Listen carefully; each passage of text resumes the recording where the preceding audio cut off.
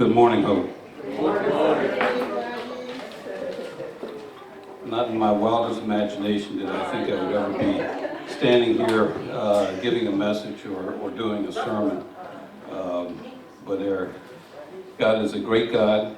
Actually, that's not really true. He's an awesome God. Hallelujah. Yes, yes. Thank you, Lord.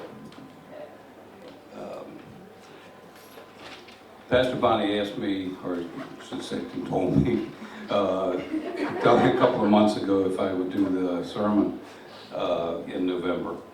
And I said, yeah, 'cause my first response was, you gotta be kidding. But we have to give so much credit to the Lord for giving people like, putting people like Pastor Bonnie in front of us, because it took me a month and a half, I think, to do a sermon, and they do a sermon every week. Anyway, so I want to thank the Lord for everything that He's done in my life. He's done so much in my life, and we're going to go through a little bit of that. The title for my sermon is "Open the Door."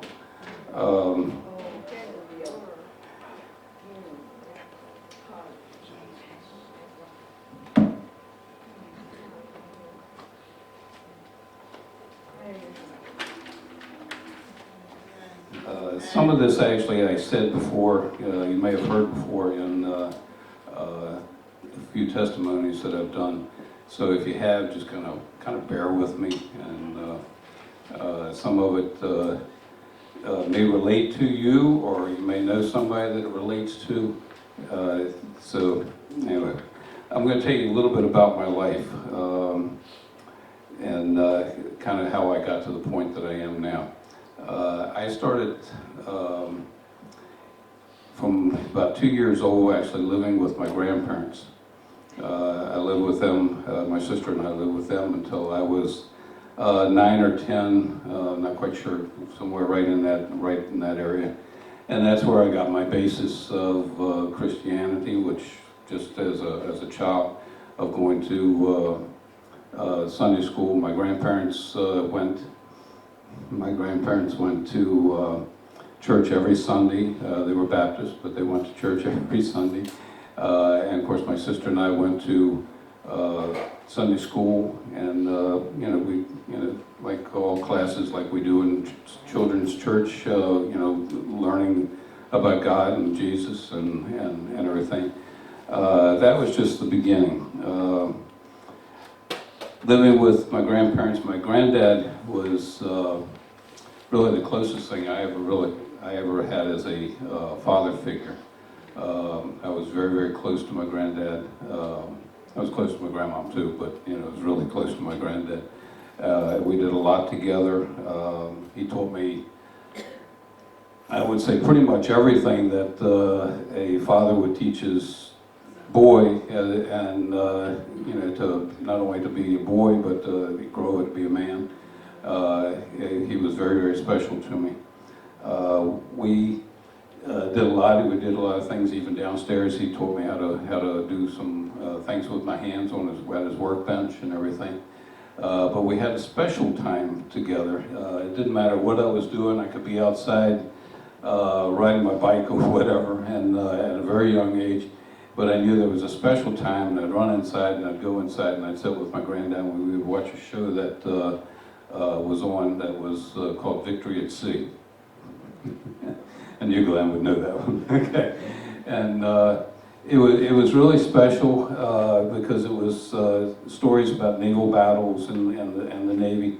My granddad was in the Navy. He was on a destroyer. Moving on, my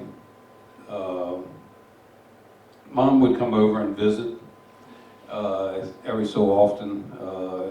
I was very close to my mom, and it was very important when my mom would come and be there, but she didn't live with us. She, at some point, again, I was being a little kid, she got married, and my sister and I would actually go over and spend like a weekend with them to just simply to be with them. There was an agreement that I found, of course, later that my grandparents had with my mom that she could not have her children until she was married, settled, and had a house. So that time came when, like I said, when I was around 9 or 10, to go and live with my mom and her husband. For us, it was really a very sad time. My sister and I remember that we talked about running away and going back and living with my grandparents. Obviously, that didn't happen. But I missed my granddad, and things were certainly back then a lot different than they are now. We moved to Fairfax. My grandparents lived in D.C., and you know, that was, at that time, that was a good 45 minute to an hour drive. So it wasn't something that my parents would jump in the car and run over to you know, go over and see my grandparents. So we didn't go over very often. Obviously, we didn't have cell phones, so we couldn't call and do things to see them. Through all this, I love my mom. Did then, still do. She's with the Lord, but you know, she was always very, very special to me. I guess because of the result of doing all this, when I went to live with my mom, I did really poorly in school after that. I failed the next 2 years in school. I also began to have really bad nightmares, and then really bad nightmares. And that's something actually that I've never gotten over. I still have really bad nightmares. They had changed religion. They were Episcopalian. So my sister and I went to classes to learn to be, you know, what it meant to be an Episcopal, and the different ways of, you know, being in church and all that. Really didn't, sorry to say, didn't really learn too much, other than knowing that yes, there's a God.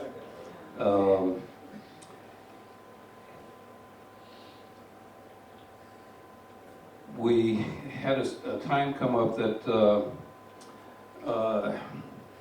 my sister and I got word that we were going to get our names changed. Our name originally was Phelps, and we heard that the name was going to be changed to Stevenson. And we were pretty excited about that, and thought that, okay, for a change, I guess you would look at it, that we looked at it, that, you know, we're going to be adopted, and we're going to have a real mom and a real dad, and all that. That didn't last too long before we found out that wasn't really true. The only thing that Charles wanted to do was to change her name. So they kind of put a bummer on. Actually, later years, actually, my sister actually changed her name back to Phelps. At 17, almost immediately when I turned 17, I got permission from my mom to join the Navy. She signed for me.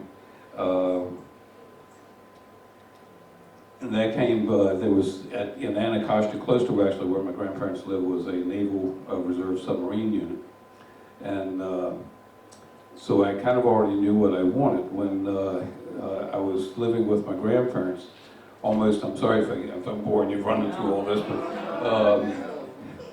but living with my grandparents, almost every year we would go to Atlantic City.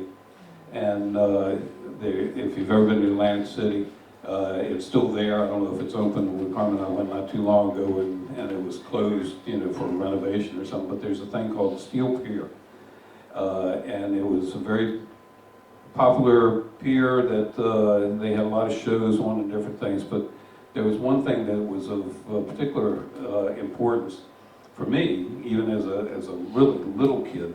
They had a thing called a diving bell, and I think I was like probably 5 years old or something when I first started getting on it, and you know, I couldn't even see out the windows, and you didn't see anything anyway. You know, it just went under the water, and it only went like 25 feet, so you know, you didn't see too much because of the silk that that would be stirred up from it. But I could get on and off of it and ride it, and thought it was the coolest thing in the world. Um, when I was 7, actually in January of '54, the Nautilus submarine was launched, which was the first nuclear submarine. And that was a big thing for me and, you know, my granddad, and we would watch things, you know, what we'd hear on the news and everything. And my mom, because I was interested, she brought over a book that I still remember that was called The Big Book of Submarines. And at that point I knew that that's what I wanted to do. So when I joined, my birthday's in January, just in case you wonder. And I joined in January, and it worked out that I qualified as far as you know, the test and everything, and they asked me if I wanted to volunteer for submarine service, and I said yes, definitely, that's what I wanted to ask for. And it worked out timing-wise that I was able to actually go to sub-school between the 10th and 11th grade in school. I actually went during my summer vacation and went to sub-school, went to Groton, Connecticut to 10 weeks of sub-school, and the hardest school I've ever been in. And I, of course, luckily graduated, and I'm still so proud of it. That's one of the diplomas that I have that hangs on my wall. When sub-school was over, I went back to school, and I was going to a school, because actually we lived in DC at the time, and I was going to a school called Chamberlain Vocational School, which was a fairly well-known school at the time, and I was studying, it was a vocational school, and I was studying to be a draftsman. And the school was really good because you learned whatever your trade was going to be really well. You had actually, in school, we had 3 hours of drawing, an hour of theory of why you're even doing what you're doing, and all your other classes related to what you were going to do. And they had many different trades, but I was learning to be a draftsman. And just a quick little pass from that is, later in life I did get a job as a draftsman, even though I hadn't qualified as far as education and things like that. But I was young and dumb, and I worked there like 6-7 months, and I couldn't get along with the head draftsman that was there, so I quit.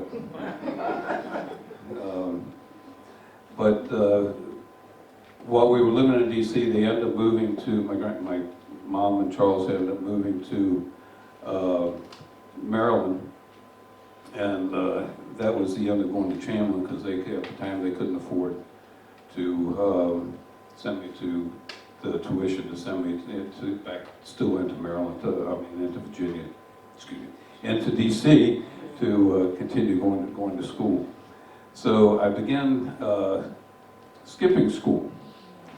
And that was because I found out obviously schools have a curriculum that they have to go through, and I had learned actually pretty much, other than some experience, I had learned pretty much in the 10th grade what they were teaching the 12th graders.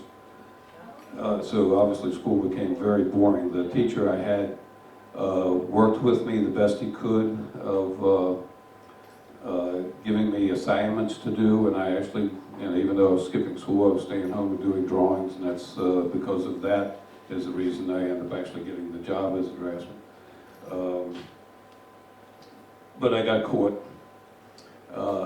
skipping school the first time. I went back to school for a little while, and then I got caught the second time. And both of these times were rather lengthy of skipping, not like a couple of days. And I was pretty much given an ultimatum by the school and kind of by my mom of, my mom was asking what did I want to do, was I going to stay in school? The school was saying, okay, either come to school, if you get caught again, you're done.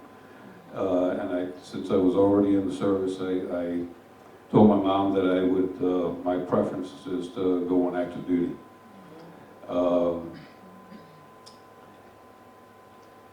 She didn't agree with me, but she went along with my decision. Other than I told her I was very, very close to getting qualified to getting my dolphins, which is very important being on the boats.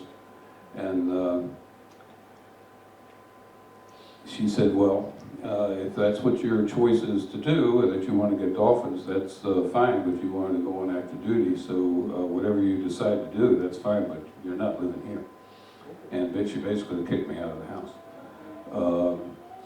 I made arrangements to actually go, the reserve unit in Anacostia actually had a reserve boat, which was the USS Drum, and I made arrangements and everything to actually live on the reserve boat for, it was like 3 months or so until I got the opportunity to go out on an operating boat to actually go through my walkthrough and everything to get qualified, because you have to go on an operating boat. And so the time came and I went to, we flew, there was like 6 of us, only 2 of us going for SS. We flew to Charleston, South Carolina, and we went aboard the USS Trumpetfish, SS 425, and went out to sea. And my walkthrough, spent about a day kind of familiarizing myself with the boat, and my walkthrough took about 8 hours of walking through the boat, which is, being on a diesel boat was about the distance from walking about here to the road. So if you can imagine walking through one passageway and getting questions asked to you for about 8 hours of everything, that's what it takes to get it qualified. So I got my dolphins, again, something I'm extremely proud of, and went back home after that, and I lived at home for a week and a half, 2 weeks maybe at the most. My mom did let me come back for that, and I went on active duty. Was at the Naval Air Station, kind of across from Reagan National, and about a week after I was there, I got my orders. They came into the USS Trumpetfish in Charleston, South Carolina, which, if you're familiar at all with the military, that is extremely unique. That just doesn't happen. So I went to that boat. It was a really good operational boat. We went to sea a lot, but we did a lot of things. And a couple of weeks ago, we had our last reunion of the crew that was on the boat, and we have one thing in common. We're very, very close. They're like a family to me. We're all like family, simply because of one thing of being on the USS Trumpetfish. So that is a real big thank you to the Lord. After I got out of the service, I went back home, and pretty much the family that we had pretty much had broken up. My sister had left home, so she was gone. Charles had left, so it was really just my mom and myself. Something I've only told a few people about, that it's still, it's kind of still hurts sometimes when I say it, but it's whatever. Is I decided to contact Charles, since he had been my stepfather, and I called him up one day, and I said, if you would like to get together, we can get together and talk, drink a couple of beers, and have a good time. And his response to me was, "I don't want to have anything to do with you." That really hurt. But anyway, kind of fast forwarding a bit. 31 years ago, seems like a long time, but 31 years ago, I met Carmen, and in between that time, not much to talk about other than you have relationships and drinking and smoking and all the bad things that you can think of. But like I said, 31 years ago I met Carmen, and we we got married. We joke about it sometimes that we only dated for like 6 months, so we're not sure it's going to work.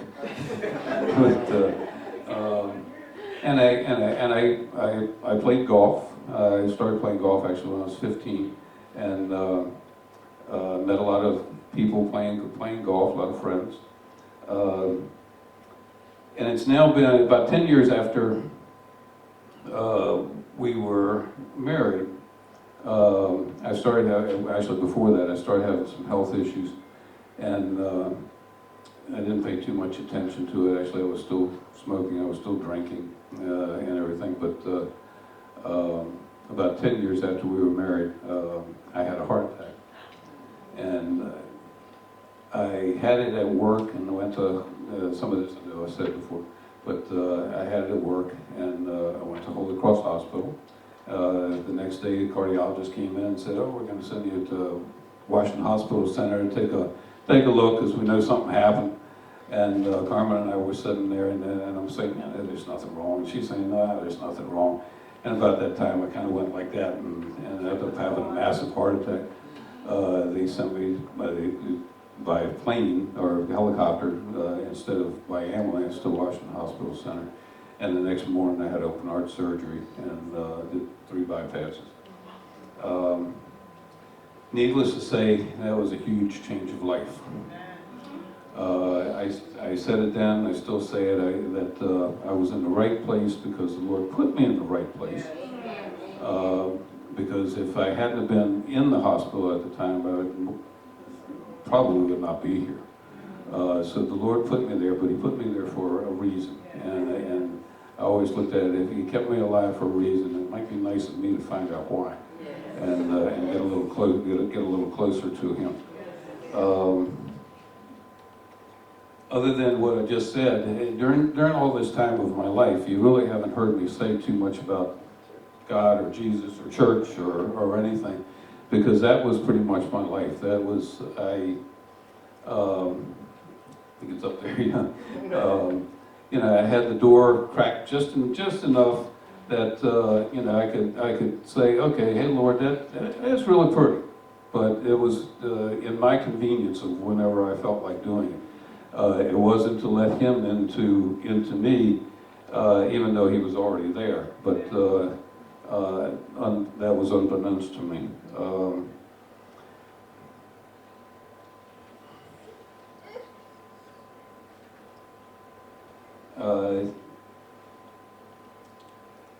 Little did I know that he was there.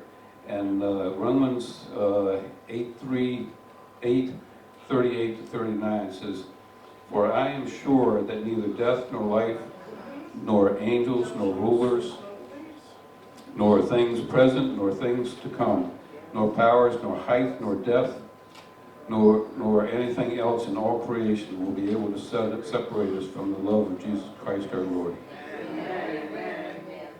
And it doesn't matter how slightly open the door is, God is there waiting for you to open the door. So, if the door is closed or partially closed, open it.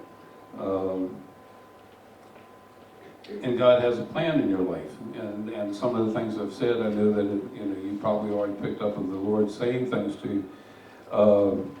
God has a plan, and no one can foil it. We may think we have screwed up God's plans, but no one is that powerful. I know that even though I wasn't paying any attention to the Lord, He was paying attention to me and doing things for me. Job 42:2 states, I know that you can do all things. No purpose of yours will be thwarted. God's plans will come to fulfillment whether anyone likes it or not.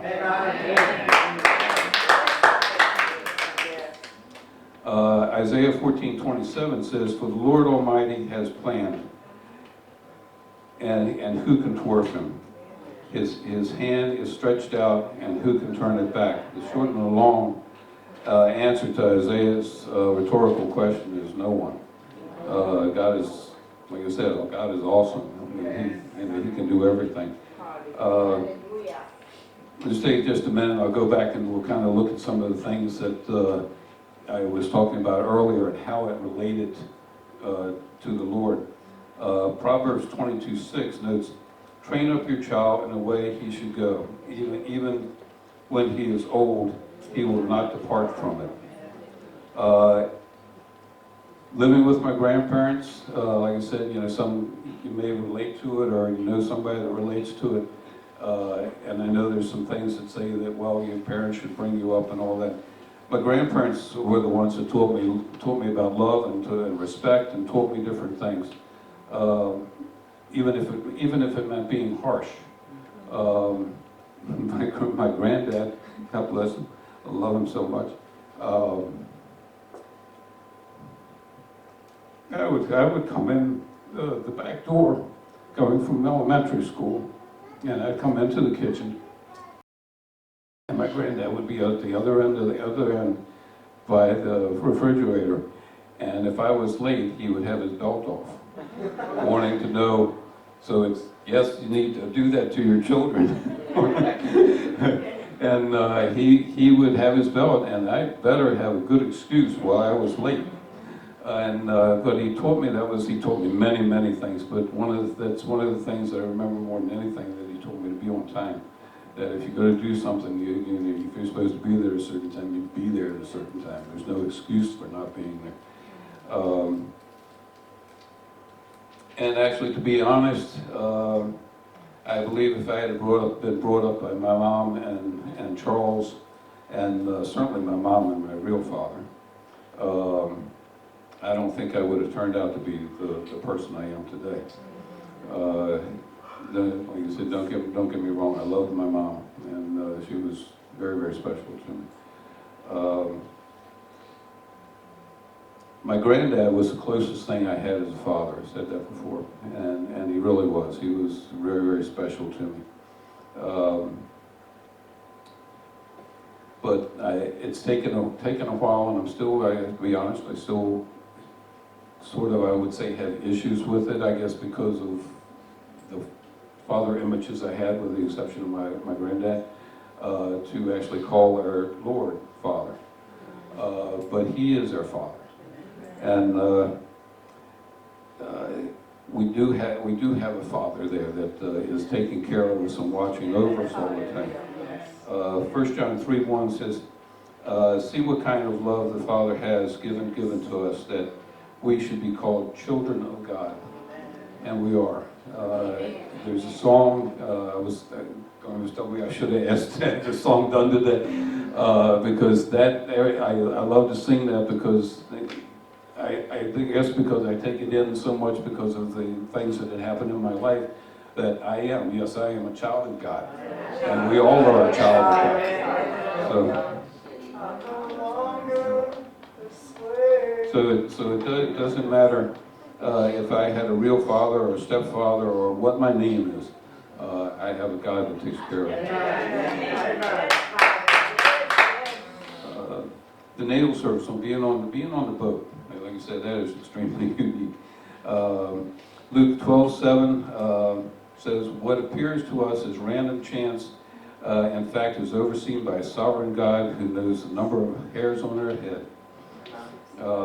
And Matthew 10:29 says, Jesus said that not even a sparrow falls to the ground without our Father's notice.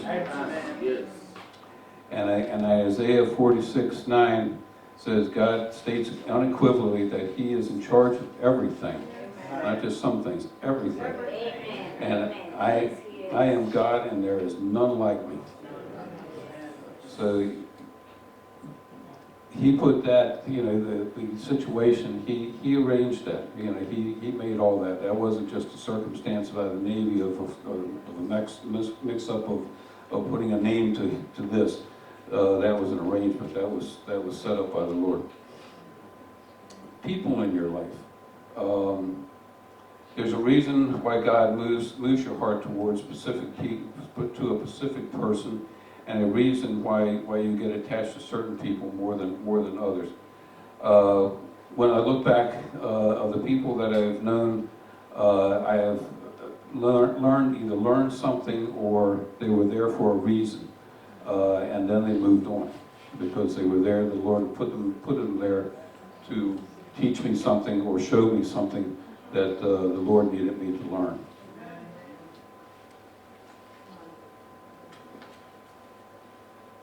Proverbs 18:24 says, "A man of many companions may come to ruin, but there is a friend who sticks closer than a brother."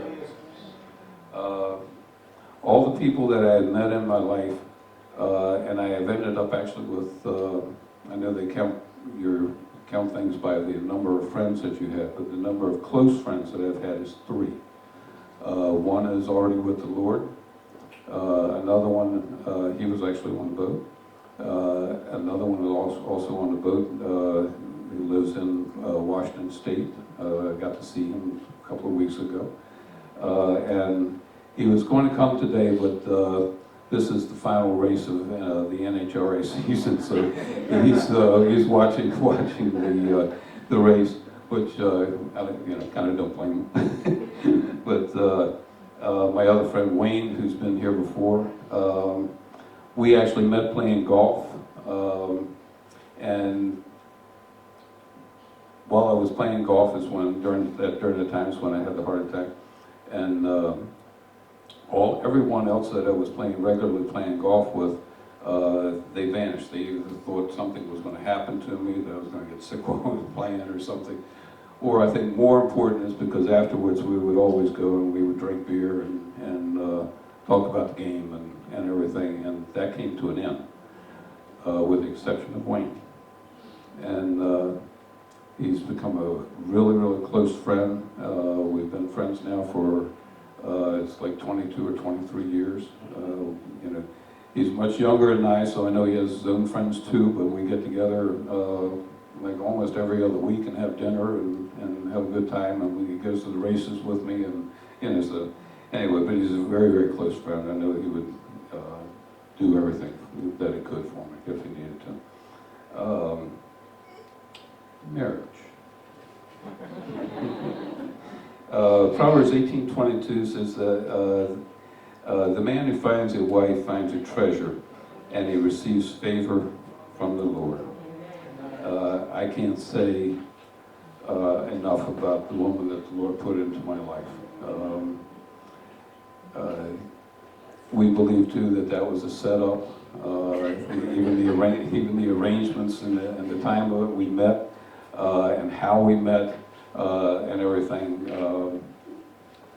It's really, really amazing. She's my love. She's my best friend.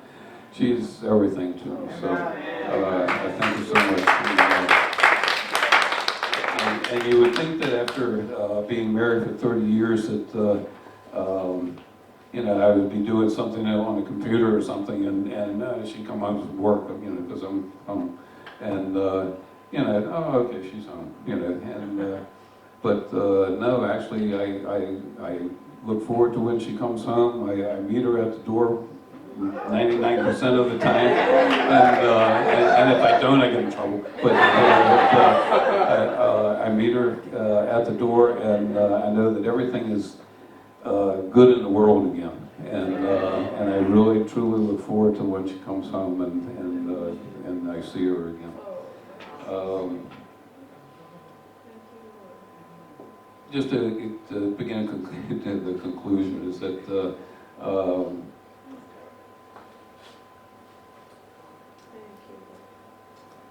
pretty much throughout my life that God was just a name. God or Jesus was just a name. I didn't pay too much attention to them. But when I got sick, the Lord put me in a position that I would survive. And He put me there to survive because He needed me to get closer to Him and to open the door to Him. And He wrote that everything happens for a reason. The hardest times to see God's plans are when everything seems to have fallen apart. When wars, disease, death, and disasters strip everything away from people, it can be difficult to remember that there is a loving God who has a plan. Violence can seem so random and so pointless, yet the Bible clearly shows that God sometimes uses terrible circumstances to move his plan forward. Good things sometimes require bad things to happen first. In Genesis, for example, Joseph is sold into slavery by his brothers. It is Joseph's presence in Egypt, however, that saves both Egypt and his family from famine. Joseph states in Genesis 50:20, Joseph's brothers intended to harm Joseph, but God intended it for good, to accomplish what is now being done, to save many lives. God made things really easy for me too when I had gotten sick. That you would think it would be hard. I smoked a lot. I drank a lot.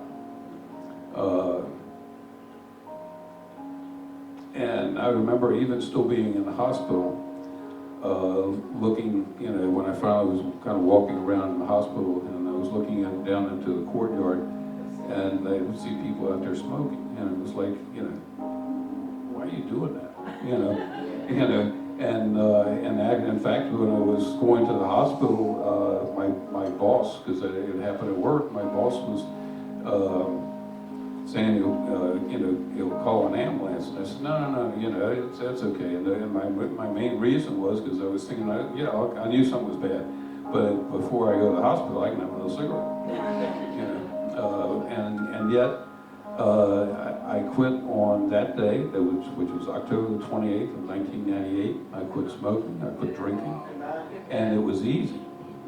I will admit that I would, because I did like the taste of beer, that I drank O'Doul's, and it didn't take too long before I realized that, this is just glorified soda, so why am I even drinking this? And never went back. So he made it really, really easy. I still have some health issues. After the year after having the heart attack, I was actually in the hospital three times that year, not for my heart, but for artery problems that I have in my right leg. Most of the artery in my right leg is plastic, and it just and I even got to the point where I was thinking, what is the Lord doing to me? I'm trying to change, and but it's all good. Not too long ago, I was back in the hospital, and one of the bypasses that I have, it's called a graft, is in really, really bad shape. And they put I had already had 2 other stents put in, but I had 4 additional stents put in that graft to keep that open. They told us in the hospital that I may not even leave the hospital. They said that even if I leave the hospital, it may be 2 weeks or so. Thank you, Lord. That has been almost 2 years. I should say almost 2 years, but over 2 years. So the Lord has given me peace. I can't. If you open the door, if you haven't, open the door, because He will give you so much peace in your life. I think I said this before, but it wasn't. It was 6 months or so ago, or longer.